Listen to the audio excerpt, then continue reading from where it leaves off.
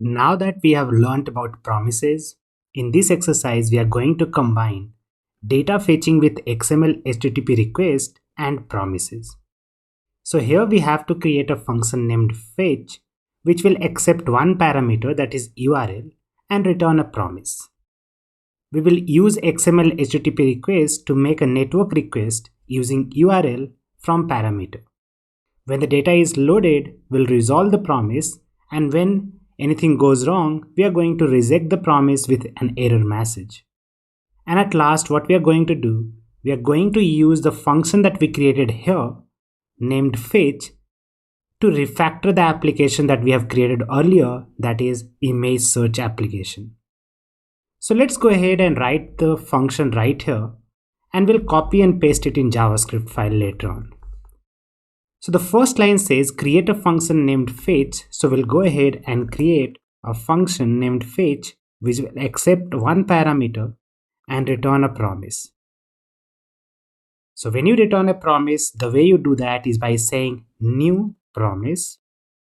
So promise accepts a callback function, and that callback function gets access to two other functions, that is either resolve or reject. And we want to resolve with some data or reject with some error, right? That is what we need to do. But here we have to fetch some data. The way we make network request in JavaScript is by using XML HTTP request. So here we'll create an instance of XML HTTP request and we'll call it XHR. And we'll say new XML HTTP request and we'll call it here. Now new will create an object. So here XHR will be an object because new always returns an object. This object has multiple methods. So the first method we are going to use is xhr.open, which accepts two parameters. The first parameter is going to be the type of request that you want to make, that is GET, and another is going to be URL. So open is done. Now we'll go ahead and handle if something goes wrong or when data is fetched. So whenever data is fetched, so onload will be called. So here we'll say onload, and whenever something goes wrong, we'll call onError. And both of these will accept one callback function, and that callback function will be called when data is loaded or anything goes wrong. So if you read it here, it will say when the data is loaded, resolve the promise with the value. So that is what we need to do. So here we can just go ahead and resolve the promise. And when we are resolving the promise, we need to send some data, right? So here the data is coming to xhr.response. So we'll say xhr.response. But one thing to notice is onload only accepts function reference, not a function call. So we'll wrap them into an arrow function like this. So the promise will be resolved whenever data is loaded. What we need to do whenever data is not loaded? We need to reject the promise. So we'll say reject it with a message, and the message can be something went wrong. So now we have taken care of open, onload, onError, and at last we just need to send the request. So we'll say xhr.send. So this is it. This is our fetch function that is going to return a new promise, and whenever data is loaded, it is going to resolve it or it is going to reject it.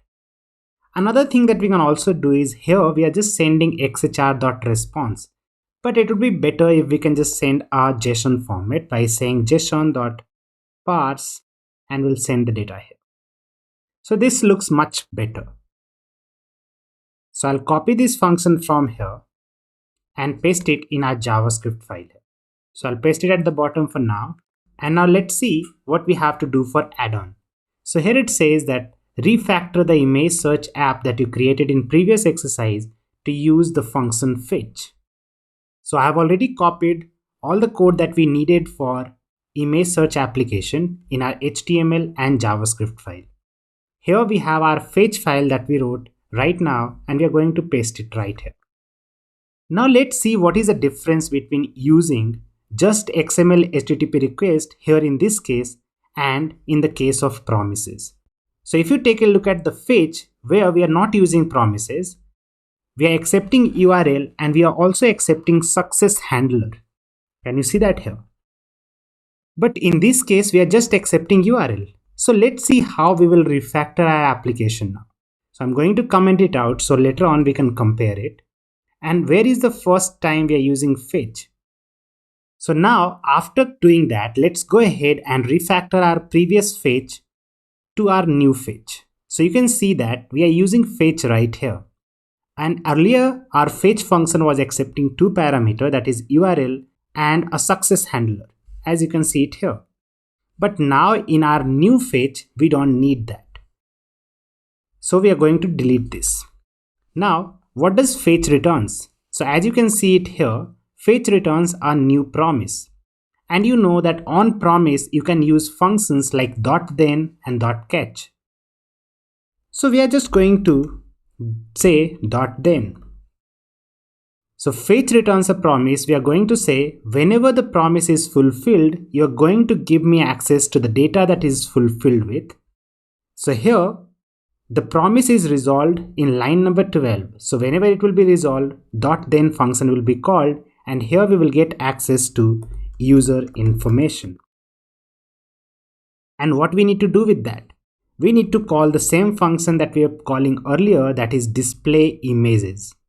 Display images will get access to images and then it will create the UI. So now here what we are doing is we are getting access to user info, and now we need to pass that user info here. We are getting access to information and we are calling it right here. So rather than that, what we can also do is just delete this part and just pass our reference of the function display images. And that accepts one parameter, that is images, and it will loop over it. So now we'll refresh it, and what we can see is our app is still working. It means that the data fetching that we are doing on line number 40 is still working. But what will happen if you search for things? Because when we are searching, we are still using the previous way of handling fetch. So when you search for something like mountains, so it will not work. So let's go ahead and fix our search.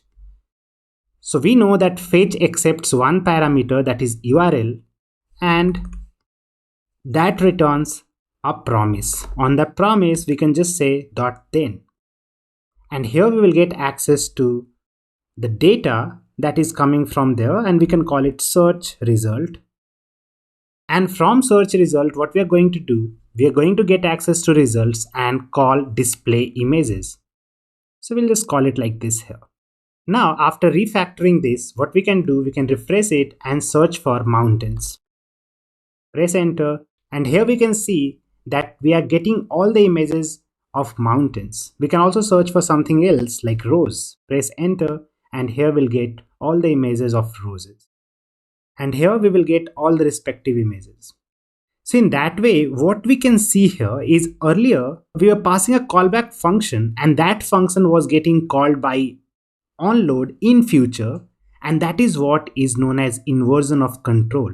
Here I was not having control over what success handler is going to be called, but here what we can do, we can write our code right here. We are just sending URL and we are just chaining on top of them by saying .then, go ahead, do this. If there is some issues, go ahead, call catch. So we haven't added catch, but on top of it, you can just add catch, because .then always returns a promise itself. So here we can say catch, it will get access to error. And here we can just say console.log error. The same thing we can do when we are fetching data on line number 40.